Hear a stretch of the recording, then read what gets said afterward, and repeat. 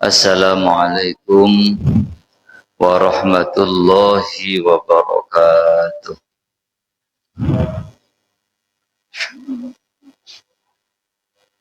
Al-Fatihah. Bismillah. Alhamdulillah rabbil alamin. Iyyaka na'budu wa iyyaka nasta'in. Shiratal ladzina an'amta 'alaihim. A'udzu billahi minasy syaithanir rajim. Bismillahirrahmanirrahim. Alhamdulillahi rabbil alamin. Wassalatu wassalamu ala asyrafil anbiya'i wal mursalin Sayyidina wa maulana Muhammad wa ala alihi wa sahbihi ajma'in. Subhanaka la ilma lana illa ma 'allamtana innaka antal alimul hakim. Rabbi syrah li sadri wa yassir li amri wahlul 'uqdatam min lisani yafqahu qawli. Rabbi yassir wa la tu'assir. Rabbi tammim bil khair. Amin. Amma ba'd. Qala al-muallif rahimahullah wa nafa'ana bihi wa bi 'ulumihi wa bi asrarihi fid dharaini. Amin. An Salman Al-Farisi, diriwayataken saking sahabat Salman Al-Farisi. Salman Al-Farisi ini sahabat Nabi, tapi agak sedikit unik karena beliau bukan orang Arab. Dari nama belakangnya saja sudah menyebut Al-Farisi, karena beliau memang berasal dari Persia. Persia itu ya daerah Iran, Yordania atau Irak sana itu, Persia.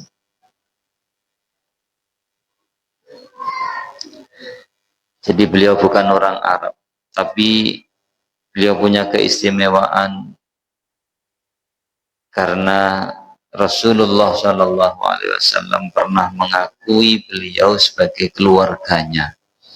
Wah, ini kan luar biasa. Bukan saudara, tidak ada hubungan darah apapun, tapi dia dianggap keluarga sama Rasulullah. Ini luar biasa. An Salman Al-Farisi, diriwayatakan saking Salman Al-Farisi. Qala dawu sapa Salman, dawe qala Nabi sallallahu alaihi wasallam, ing dawuh qala Nabi. Qala wis dawuh sapa an-Nabi Kanjeng Nabi sallallahu alaihi wasallam. Dawe la yaghtasilu rajulun. Ing dawuh la yaghtasilu rajulun. La yaghtasilu ora atus. Dari ghasala yaghsilu menjadi irtasala yaghtasilu, ifta'ala yafta'il. La yaghtasilu ora atus sapa rajulun wong yaumal jum'ati ing dalam dina Jumat. Jadi kalau ada orang di hari Jumat mandi Jumat, jadi salah satu di antara mandi sunnah itu adalah mandi ketika mau berangkat sholat Jumat. Ada juga mandi ketika mau berangkat sholat Id. Ada juga mandi ketika mau melaksanakan haji.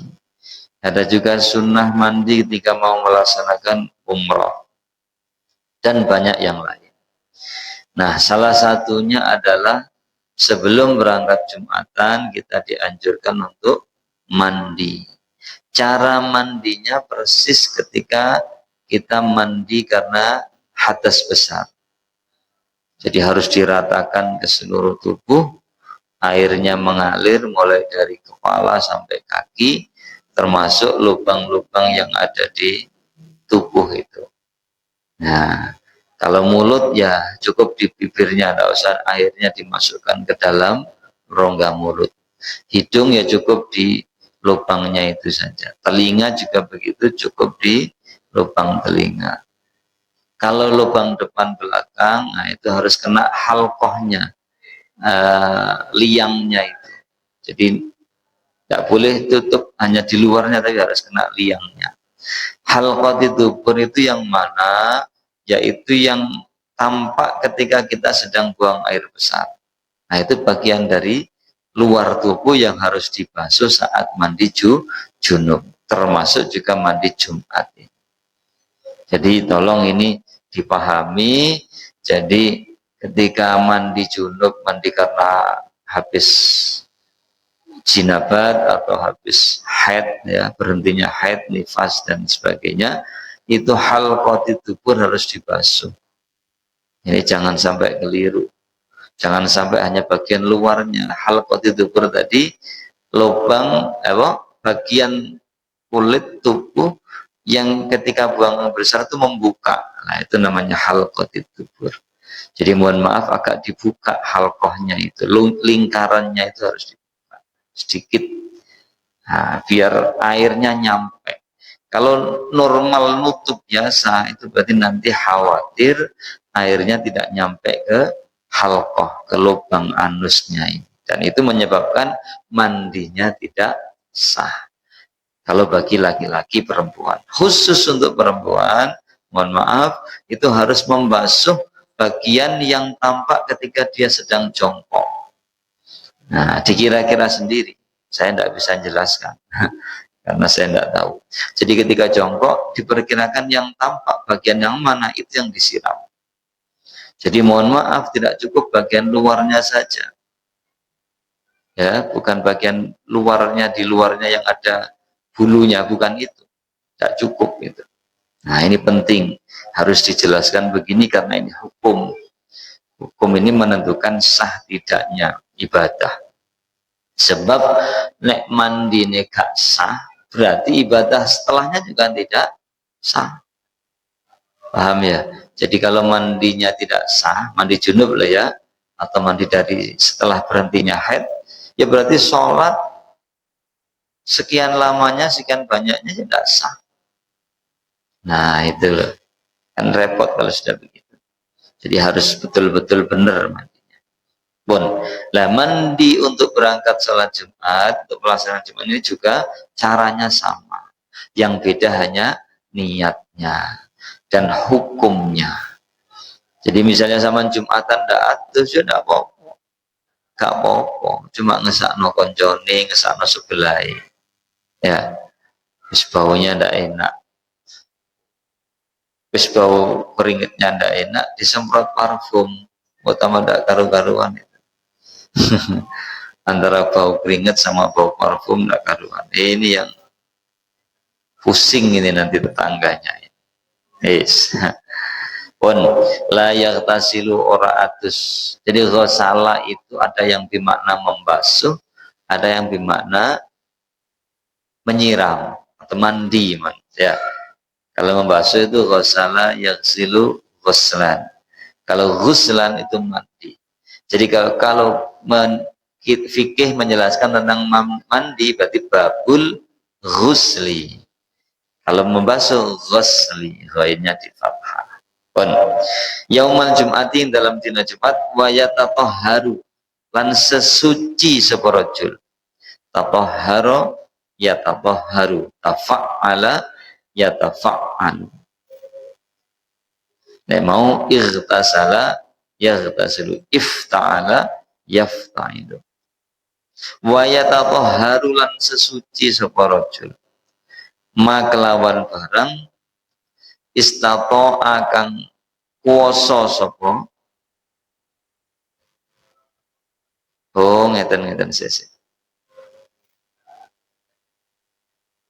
Wayatato haru maema ananya apa namanya? Isim mausuf. Ya. Wayatato haru lan suci sapa rajul mastatoa kelawan sak kuasane rajul. Mastatoa dikaku kelawan sak kuasane rajul. Min tuhurin bayane saking sesuci. Maksudnya ya kalau sudah mandi, ya mohon maaf, karena mandi itu, mandi wajib maupun mandi sunnah itu dianjurkan wudhu. Nah kalau sudah wudhu, terus selama mandi tidak sampai batal wudhunya, ya wis gak usah wudhu mana. Gitu loh. Cuma kan repot, kayak nggak mungkin gak batal, mesti batal mana. Makanya ya wudhu lagi. Makanya di sini bersuci mastato'a. Jadi yang kalau sebelumnya dia sudah suci dan tidak batal waktu mandi, misalnya tidak menyentuh alat kemaluannya, ya tidak usah wudhu. Tapi kalau batal, ya nanti wudhu lagi setelah mandi itu. Gitu ya, mandi karena tadi sudah batal wudhunya. Pon. Min tuhrin bayane saking sesuci. Wayat dahinu iddahana yaddahin.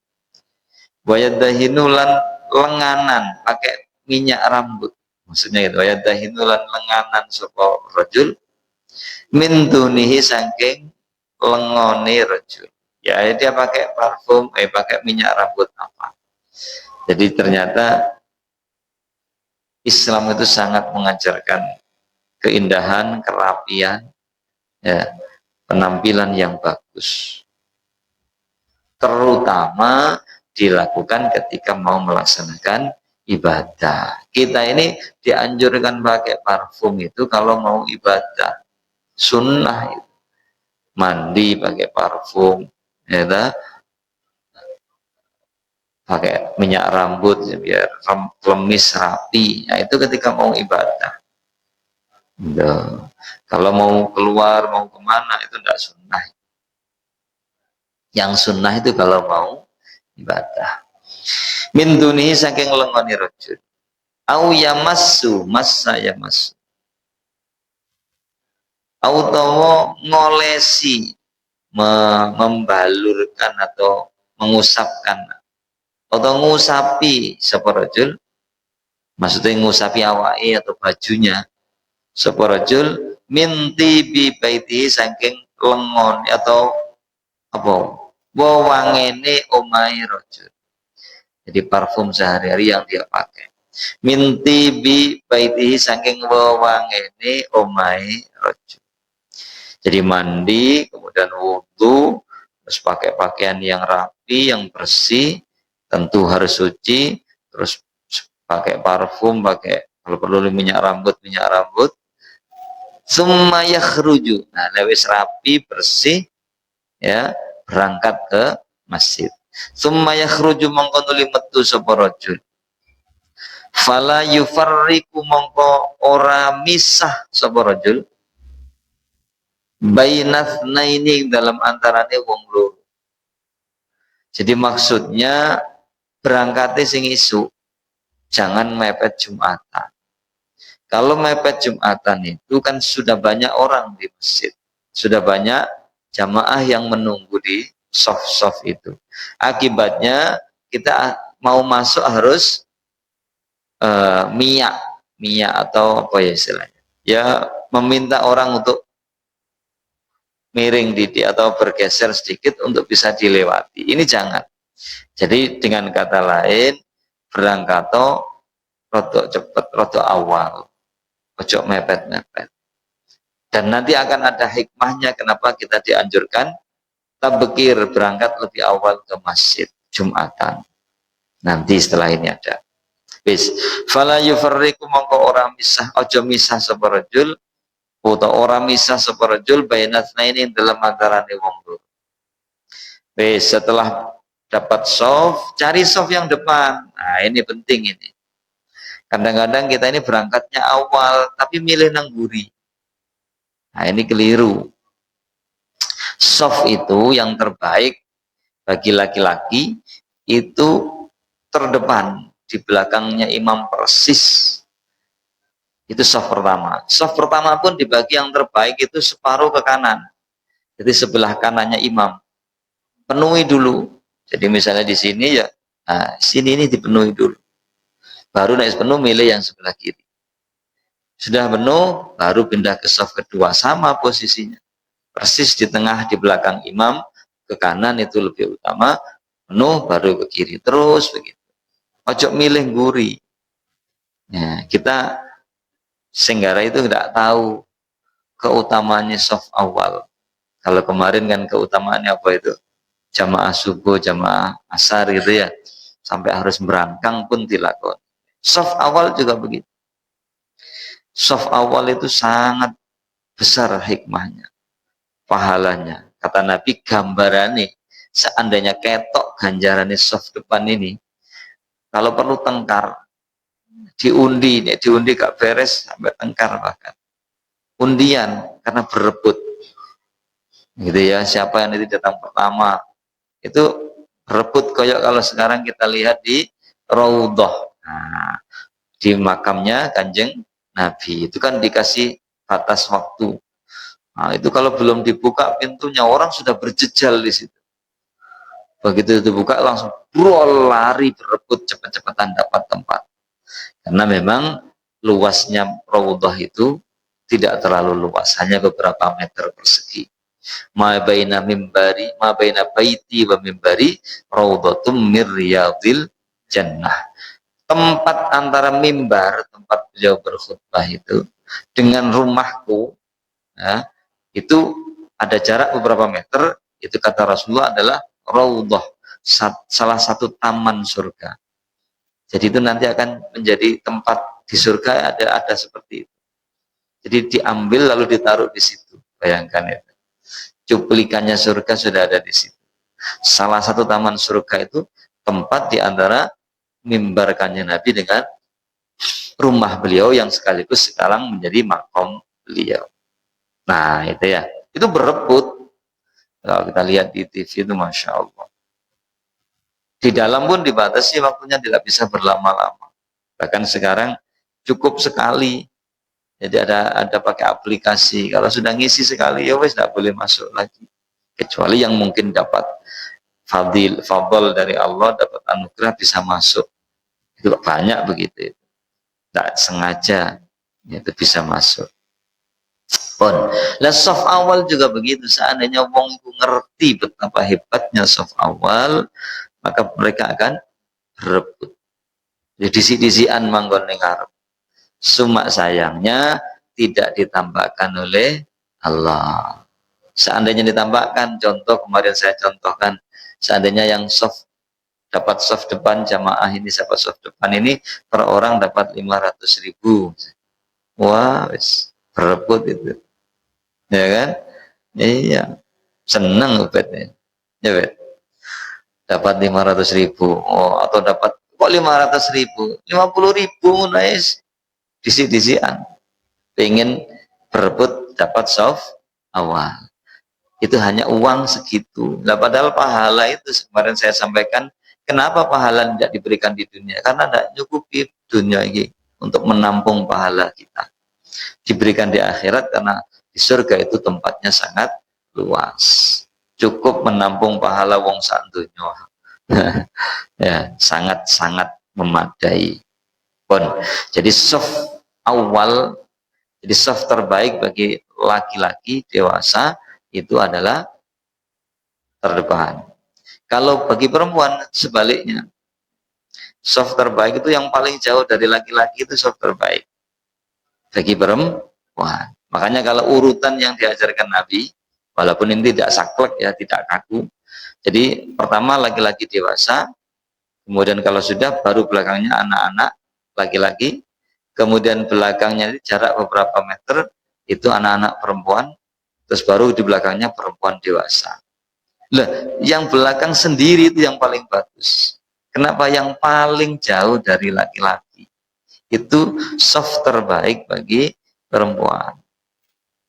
Nah, itu. Pokoknya yang paling atuh, wis dihitung, diatur sendiri. Kalau itu depan belakang, kalau kanan kiri seperti musola kita, ya berarti yang paling jauh dari jamaah laki-laki di sini ya yang mepet tembok utara. Itu yang terbaik. Karena paling jauh dari laki-laki. Kenapa? Menjauhi fitnah. Nah, gitu ya, menjauhi fitnah. Itu. Bon, jadi dibalik, kalau laki-laki terdepan, kalau perempuan paling belakang. Jadi kalau perempuan itu soft terdepan diisi anak-anak, nek laki-laki diisi bapak-bapak sing dewasa, sing senior, anak-anak taruh belakang. Terutama mohon maaf, yang di belakang imam ini mestinya, harusnya, idealnya itu mereka yang paham agama, yang ngerti tentang, paling tidak tentang tata cara sholat berjamaah. Tujuannya apa? Barangkali ketika tengah-tengah berjamaah itu imamnya batal, maka tinggal makmum di belakangnya yang maju menggantikan. Tidak usah bubar jamaah. Jadi misalnya imamnya batal ngentut, nah dapat 2 rakaat ngentut, nggak kuat nahan. Memang makruh dintut, no, cuma nggak kuat karena ini tambah mules ya kan, stintut no. Nah itu boleh langsung dia batal, memberi isyarat orang di belakangnya untuk maju. Nah, itu nggak usah bubar, nggak usah rame, ya, nggak usah umek, nggak usah geger, cukup maju yang di belakangnya. Loh, nek yang di belakangnya terus anak-anak, ya apa itu tadi imam, gitu loh. Jadi meskipun dia datang pertama, anak-anak ditaruh di belakang, diajari caranya, jangan dengan kasar, opo karek cilik nang ngarep oleh, jangan begitu, diajari. Ya apa caranya diomongi sing ya. Jadi yang paling baik itu imam di belakang imam itu makmum yang paling ngerti, jaga-jaga, nah jaga-jaga nek imame batal, itu penting itu pon. Kemudian summa yusolli, jadi ini dianjurkan berangkat pagi-pagi sehingga jamaah di masjid itu belum banyak, jadi tidak perlu miak, tidak perlu menyisihkan orang yang sedang duduk itu, tidak perlu ngelangkai wong lungguh, itu yang penting. Summa yusolli mongko nuli salat separajul.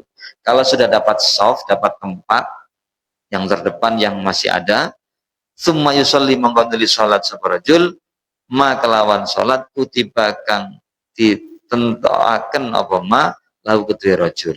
Misalnya ketika dia datang di awal ya salat tahiyatul masjid. Kalau sudah ya salat, sudah selesai azan ya salat qobliyah Jumat. Itu nggih. Sumayung situ angsoto yung angsota kok angsoto. Angsota yung situ. Sumayung situ manggonuli apa ini? Insot itu memperhatikan atau mendengarkan dengan serius, nama insot. Sumayung situ manggonuli apa nih alami?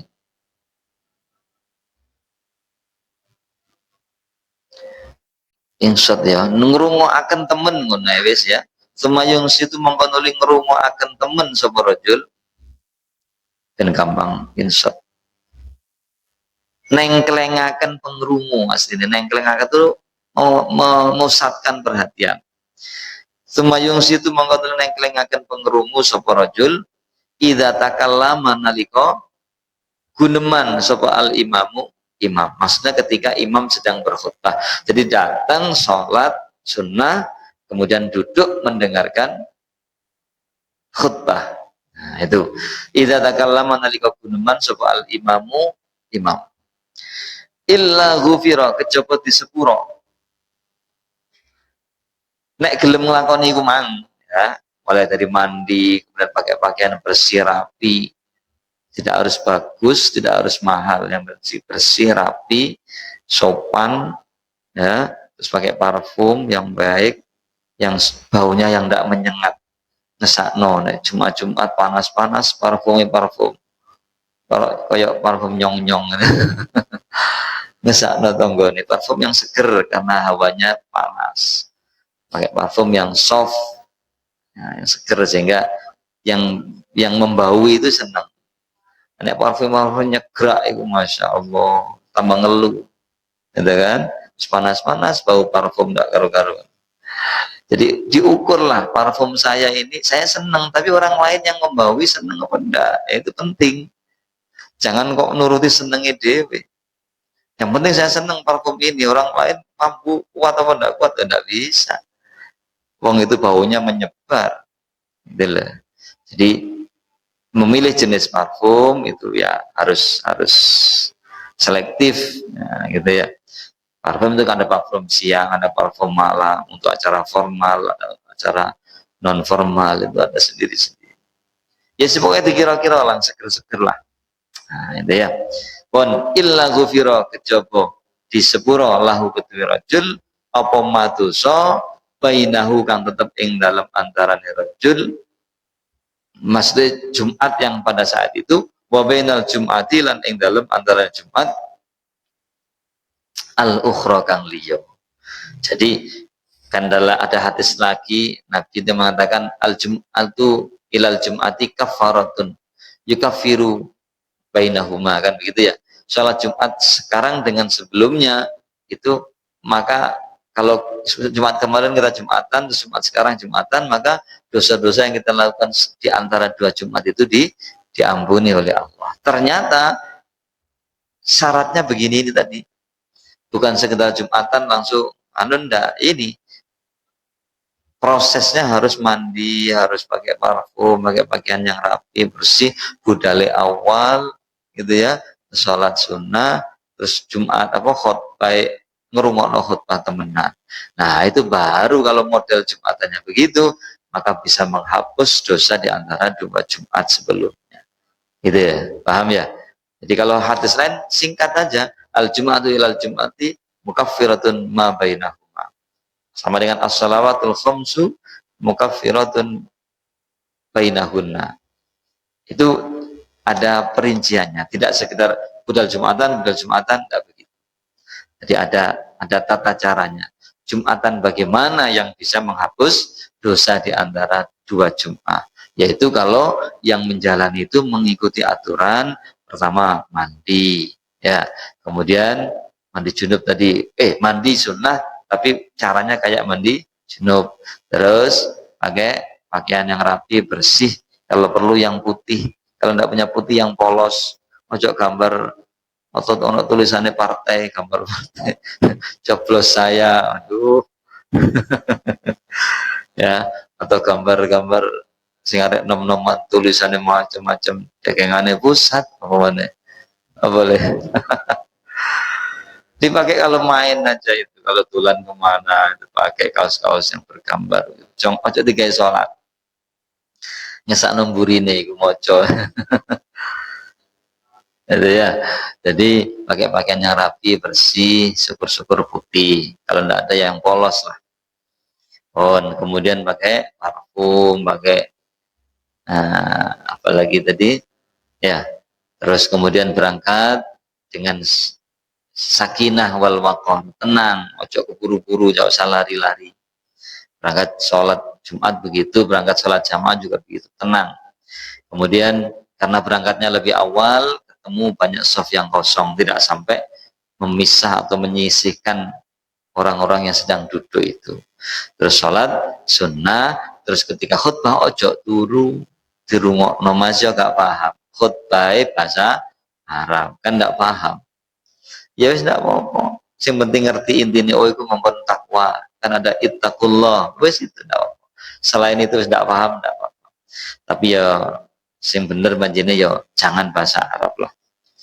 Ya, diterjemah sedikit-sedikit. Kayak cara saya itu kan tujuannya biar jamaah itu ngerti. Tapi tidak usah lama-lama. Bosen pisan.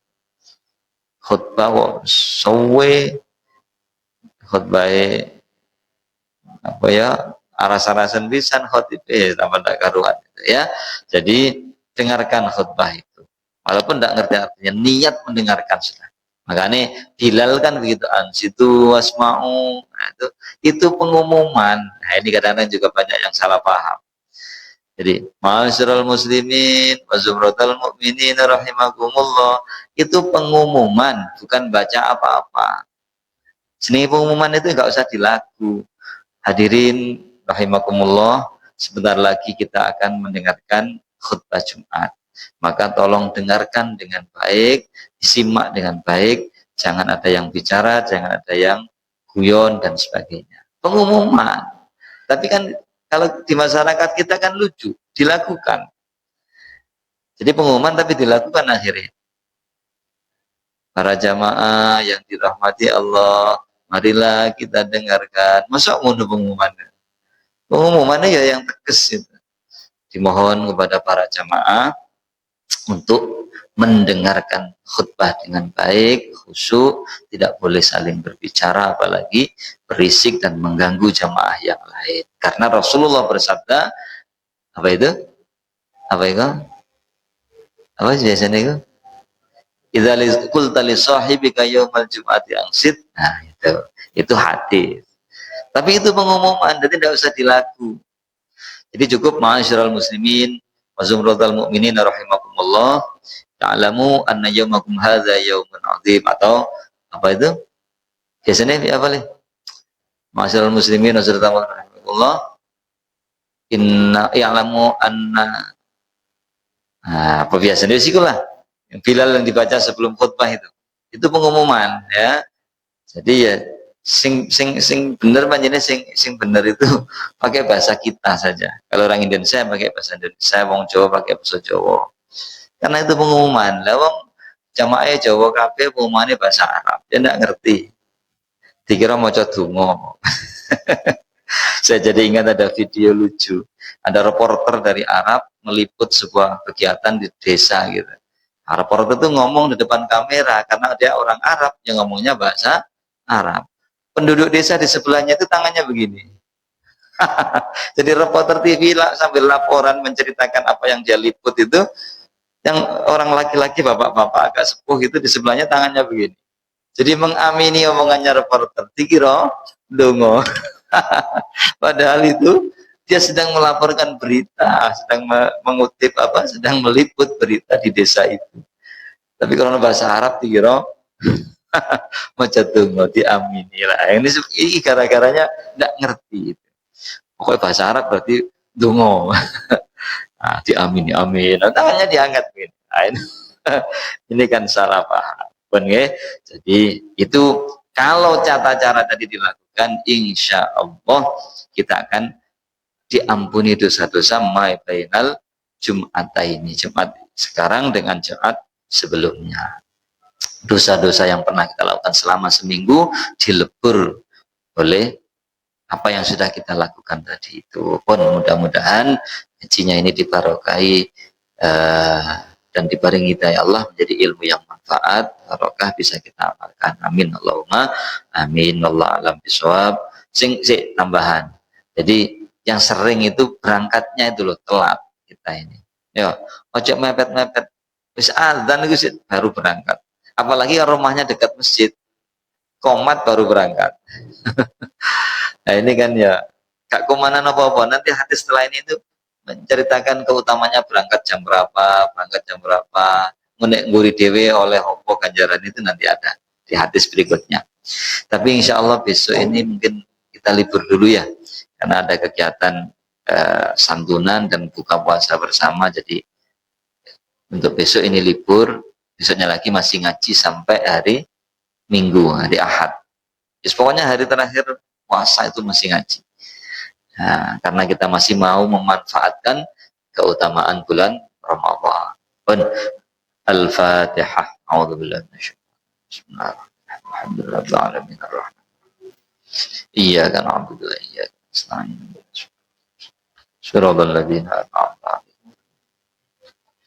Subhanakallahumma wa bihamdika asyhadu an la ilaha illa anta astaghfiruka wa atubu ilaik. Subhana rabbika rabbil izzati amma yasifun wa salamun alal mursalin walhamdulillahi rabbil alamin. Terima kasih, mohon maaf. Assalamualaikum warahmatullahi wabarakatuh.